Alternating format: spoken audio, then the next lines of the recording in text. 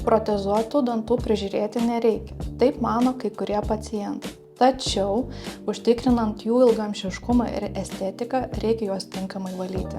Priklausomai, kokį protezą turite burnoje, jo valymo metodai gali skirtis. Pavienius implantus reikėtų valyti taip. Įsivalom tarpdančius su tarpdančiu šepetėliu. Pabrėžiu, tarpdančių siūlo nereikėtų naudoti. Ir tada valom dantis įprastai, kaip valytumėm dantis. Taip pat galima naudoti vieno danties šepetėlį, su juo užtikrinsim sunkiai prieinamų vietų švarą. Jeigu turite pilną protezą ant 4 implantų, jo valymas skiriasi nuo prieš tai buvusio. Pirma, reikėtų išsivalyti tarpus prie implantų, tarpdant šepetėliais.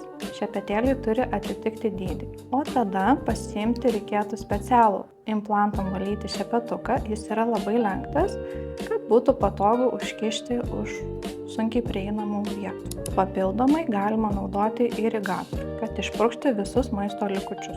O jeigu turite protezuotus dantis su tiltiniu protezu ar pavienės koronėlės, tai juos reikėtų prižiūrėti taip.